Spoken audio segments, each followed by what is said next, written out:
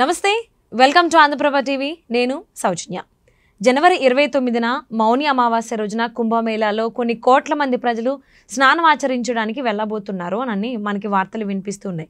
మరి ఆ రోజున ఎందుకు అంతమంది వెళ్ళి స్నానం ఆచరించడానికి గల కారణాలు ఏంటి, ఎందుకు అంత విశిష్టత కలిగింది ఆ రోజుకి, ఈ అంశానికి సంబంధించి ఎన్నో విషయాలు మనకు తెలియచేయడానికి ఈ రోజు మనతో పాటు ఉన్నారు సీనియర్ జర్నలిస్ట్ రవి తుంగలా ఉన్నారు. వారితో మాట్లాడదాం. నమస్తే రావు గారు. నమస్తే అండి. జనవరి 29న కుంభమేళాలో కొన్ని కోట్ల మంది, ఆల్మోస్ట్ 5 కోట్ల మంది దాకా స్నానం ఆచరించడానికి రెడీగా ఉన్నారు. అక్కడ వాళ్ళకి టైం స్లాట్స్ కూడా కేటాయించారని అంటున్నారు. ఆ రోజుకి అన్ని కోట్ల మంది ప్రజలు వెళ్ళి స్నానం ఆచరించడానికి గల విశిష్టత ఏంటి అంటారు? కుంభమేళా అయితే మన దేశంలో ఇప్పుడు మహాకుంభమేళా అండి. గతంలో మనకి 2013లో జరిగింది, ఇప్పుడు 2024లో జరుగుతుంది.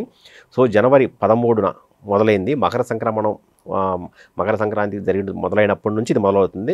ఫిబ్రవరి 26 మహాశివరాత్రి రోజు వరకు ఉంటుందండి ఇది. సో అప్పుడుతో లాస్ట్ అనమాట. సో ఈ అన్ని రోజులు కుంభమేళా జరుగుతుంది. అయితే ఈ కుంభమేళాలో కొన్ని ప్రత్యేకమైన రోజులు ఉన్నాయి. ఆ ప్రత్యేకమైన రోజులకి ఆ కుంభమేళాలో ఉన్న అక్కడ ఆ త్రివేణి సంగమంలో అపూర్వ శక్తులు ఉంటాయి, అది అమృత గడియలని చాలా మంది భావిస్తారు. అందులో మొదటిది జనవరి 14వ తారీఖు మకర సంక్రాంతి రోజు. మకర సంక్రాంతి రోజు చాలా మంది, ఎక్కువ మంది స్నానం చేశారు. ఆ తర్వాత అతి పవిత్రమైన రోజు రేపే, అదే జనవరి 29 మౌని అమావాస్య. అమావాస్య రోజు అది ఎందుకు ఎందుకు చాలా ఫేమస్ అయ్యింది అనుకోండి, అంటే ఎందుకు ఆ సమయంలోనే అక్కడ స్నానం చేయాలని అనుకుంటారంటే శివరాత్రి ముందు రాబోయే అమావాస్య అది. అందుకని దానికి అంత ప్రత్యేకత అన్నమాట. సో ఆ సమయంలో చేస్తే మనం గతంలో చేసిన పాపాలు, మన పూర్వజన పాపాలు మొత్తం పోతాయని, మనం భక్తి భావంతో మనం మరింత ముందుకు వెళ్తామని ఎక్కువ మంది నమ్ముతారు. అందుకని సో మౌని అమావాస్య రోజు ఆ త్రివేణి సంగమంలో ఈ ప్రయాగరాజ్ జరిగే కుంభమేళాలో స్నానం ఆచరిస్తే గతంలో చేసిన పాపాలన్నీ పోతాయని ఎక్కువ మంది నమ్ముతారు. అది కాక అన్నిటికీ మించి మొత్తం ఈ కుంభమేళాలో కొన్ని ప్రత్యేకమైన రోజులు ఉన్నాయి. అందులో జనవరి 14 ఒకటి, జనవరి 29 ఒకటి, ఫిబ్రవరి 3వ తారీఖు ఒకటి. ఫిబ్రవరి 3వ తారీఖు వసంత పంచమి అంటే సరస్వతీదేవికి ఎంతో ఇష్టమైనది. మనకి తెలుసుగా చాలా మంది చిన్నపిల్లలకి ఆ రోజు బాసర కానీ లేదా వర్గాలు తీసుకెళ్లి అక్షరాభ్యాసం చేయిస్తూ ఉంటారు. ఆ రోజు చాలా ప్రత్యేకమైన రోజు. దాని తర్వాత ఫిబ్రవరి 12 ఆ రోజు పౌర్ణమి, అంటే శివరాత్రి ముందు రాబోయే పౌర్ణమి. ఆ రోజు కూడా చాలా ప్రసిద్ధమైన రోజు అనమాట. ఆ రోజు కూడా వస్తుంది. ఆ రోజు తర్వాత మళ్ళీ శివరాత్రి రోజు. ఈ 5 రోజులు ఈ కుంభమేళాలో చాలా పవిత్రమైన రోజులు. ఎంత పవిత్రమైనంటే నాగసాధులు వస్తారు ఈ 5 రోజులు. మిగతా రోజుల్లో రారా అంటే వస్తారు, కానీ ఈ 5 రోజుల్లో నాగసాధులు దాదాపు ఇక్కడి నుంచో చుట్టుపక్కల నుంచి లక్షల్లో వస్తారు. ఇప్పుడు మనకు కొన్ని వీడియోలు చూస్తూ ఉంటాం చూడండి. నాగసాధువులు ఒక 2000 మంది 3000 మంది ఒక పెద్ద తరలు వస్తూ ఉంటారు చూడండి. ఆ తరలు వచ్చేది ఇలాంటి సందర్భాల్లో అనమాట. ఇలాంటి సందర్భాల్లోనే వచ్చి గంగానదిలో స్నానం చేసి వాళ్ళు భక్తిభావంతో మొత్తం స్నానం ఆచరించి ఆ రోజు మొత్తం కంప్లీట్గా ఉపవాసం ఉంటారు వాళ్ళు. మామూలుగా రెగ్యులర్గా అయితే నాగసాధువులు ఈ ఫ్రూట్స్, కందమూలాలు, ఈ దుంపలు ఇవి తప్ప వేరే ఏం తీసుకోరు. మౌన అమావాస్య రోజు వాళ్ళు అవి కూడా తీసుకోరు, కంప్లీట్ ఉపవాసం ఉంటారు. అసలు మామూలుగా దాని అర్థమే ఉంది. మౌని అంటే మౌనంగా ఉండేవాడు. ఆ మౌని నుంచి వచ్చిందే ముని అంటే మనం ఏమంటాం, ముని అంటే మనం సాధువు అనుకుంటాం కదా. ముని అనే పదానికి సరైన అర్థం మౌనంగా ఉండేవాడు అని అర్థం. సో దాని నుంచి వచ్చింది మౌన అమావాస్య అన్నమాట. సో ఆ రోజు కంప్లీట్గా ఆ రోజు వాళ్ళు ఉపవాస దీక్షలో ఉండి ఎవరితో మాట్లాడకుండా కేవలం తమ ధ్యానం, తమ మనస్సు, శరీరం, బుద్ధి మొత్తం దైవనామస్మరణతో ఉంటారన్నమాట. అందుకని ఆ రోజుకి అంత ప్రశస్తమైన రోజు. సో కాబట్టి మొన్న జనవరి 13, 14 తర్వాత మళ్ళీ రేపు రాబోయేది చాలా చాలా ప్రశస్తమైన రోజు.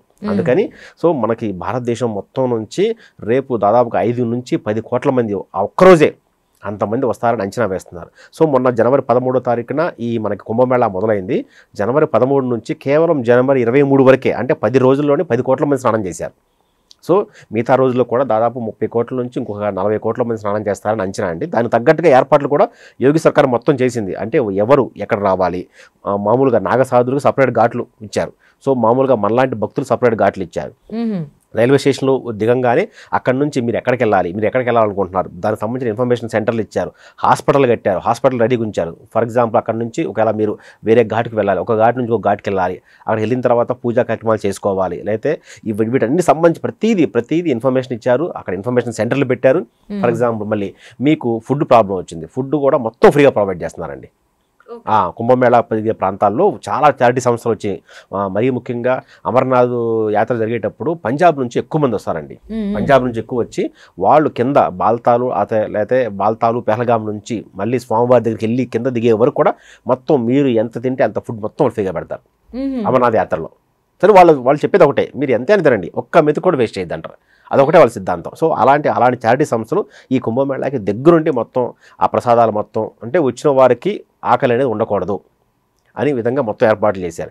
సో ఆకలి అయిపోయింది. అక్కడ తర్వాత దానికి సంబంధించి ఇంకా వాళ్ళు రాత్రిపూట స్టే చేయాలనుకుంటే దానికి సంబంధించి టెంట్లు ఉన్నాయి, అంటే మామూలుగా పేమెంట్లో ఉన్నాయి, ఫ్రీగా ఉన్నాయి, లేదంటే మరి ఎక్కడైనా సరే చిన్న షాప్ వేసి పడుకున్నా కూడా అలాంటి విశాలం, ఎందుకంటే అక్కడ ఇప్పుడు చలికాలం కదండి బాగా. సో కాబట్టి అక్కడ ఇబ్బంది ఉండదు. ఒక మంచి దుప్పటి కప్పుకొని పడుకుంటే ప్రశాంతంగా పడుకోవచ్చు. చాలామంది మన వాళ్ళు అట్లే చేస్తున్నారు, అక్కడికి వెళ్తారు, ఒకసారి టెంట్లో ఉండే అవకాశం ఉండకపోవచ్చు.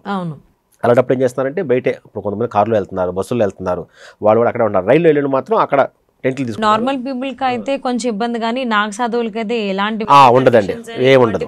వాళ్ళు అవన్నీ త్యజించిన వాళ్ళండి. అప్పుడు అవన్నీ ఆ మనసు బుద్ధి అన్ని దైవ చింతనలో మాత్రమే ఉంటాయి. వాళ్ళకి ఇక వేరే విషయాలు ఏమి. అంటే రవి గారు మీరు ఒక మాట అన్నారు, అంటే 29వ రోజు మౌని అమావాస్య రోజున కనుక కుంభమేళాలో జరిగే చోట అక్కడ కనుక మనం స్నానం చేసినట్టయితే అమృత గడియలు అని అంటారు, కాబట్టి ఇంకొంచెం పవర్ఫుల్గా ఉంటాయని అంటున్నారు కదా. అంటే నాగ సాధువులకి అంటే పవర్ కోసం అని చెప్పేసి అక్కడికి వెళ్ళి మునకలు వేస్తారా గంగలో? కాదండి, వాళ్ళు ఈ అమృత గడియలు కాదని అలాంటివి వాళ్ళకి ఏమీ ఉండవండి. వాళ్ళకల్లా తెలిసిందల్లా వాళ్ళకి సనాతన ధర్మాన్ని కాపాడటం. సో ధర్మానికి ఆపద వచ్చినప్పుడు అందరికంటే ముందు ఆయుధాలతో సహా వచ్చి సనాతన ధర్మాన్ని కాపాడటం, ఇది వాళ్ళ బాధ్యత.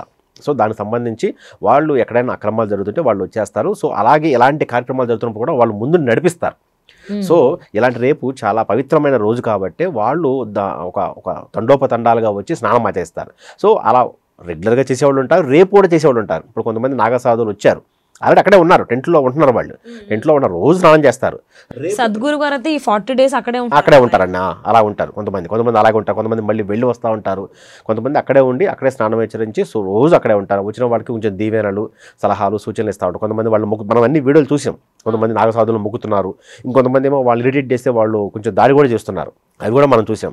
సో రేపు చాలా పవిత్రమైన రోజు అండి. అందుకనే రేపుటికి ఇప్పటికే మన తెలుగు రాష్ట్రాల నుంచి కూడా చాలామంది దాదాపు లక్షల్లో వెళ్ళారు. ఇప్పుడు జనవరి 13వ తారీఖు ప్రారంభమైన మహాకుంభమేళకి మొదట్లో అంత కొంచెం పెద్దగా మన తెలుగు వాళ్ళు పెద్ద పట్టించుకోలేదు, కానీ తర్వాత కొంచెం వీడియోల ద్వారా కానీ వెళ్ళాలి, మళ్ళీ మాటికి వచ్చేది కాదు, మళ్ళీ 144 ఏళ్ళకి వస్తుంది, అప్పుడు ఉంటామో తెలియదు అనే భావంతో ఉండం. అందుకని చాలా మంది వెళ్తున్నారండి. ఇవి కావాలంటే మీరు చూడండి, మీరు ట్రైన్ చూడండి, ఫ్లైట్ చూడండి, అన్ని ఫుల్ ఒక్కడ కూడా టికెట్ లేవు. ఇప్పుడు మీరు కానీ మహాకుంభమేళకి వెళ్ళాలంటే కారులోనే వెళ్ళాలి, ట్రైన్ లేదు. ట్రైన్ తత్కాల బుక్ చేసినా అవ్వట్లేదు. ఫ్లైట్ ఛార్జీలు అయితే చాలా ఎక్కువ ఉన్నాయి.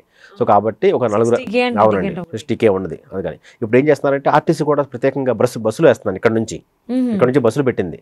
సో ఆ ఇంట్రెస్ట్ ఉన్న వాళ్ళు వచ్చి ఆ బస్సులో వెళ్ళొచ్చు, లేదంటే ఒక 10 మంది 15 మంది వచ్చి గ్రూప్గా వచ్చి బస్సులోనే హైర్ చేసుకోవచ్చు. సో అలాగా ఎలా ఈ ప్రత్యేకమైన రోజులకు వెళ్ళడానికి మన వాళ్ళు ఎక్కువ ఆసక్తి చూపిస్తున్నారు.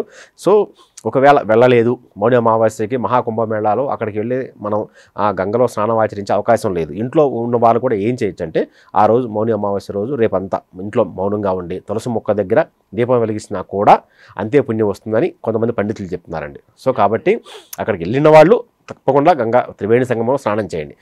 కుదరని వాళ్ళు ఇక ఇంట్లో ఉన్నప్పుడు దైవనామస్మరణలో కంప్లీట్గా రేపు రోజంతా మౌనంగా ఉండటం, శివనామస్మరణ చేసుకోవటం, పవిత్రంగా స్నానం చేసి తులసి మొక్క దగ్గర మనం దీపం వెలిగించి ఆ విధంగానైనా వాళ్ళు పాపాలని తుడిచిపెట్టుకోవచ్చు అని చెప్తున్నారండి. అది. థ్యాంక్ యూ రావు గారు. Thank you.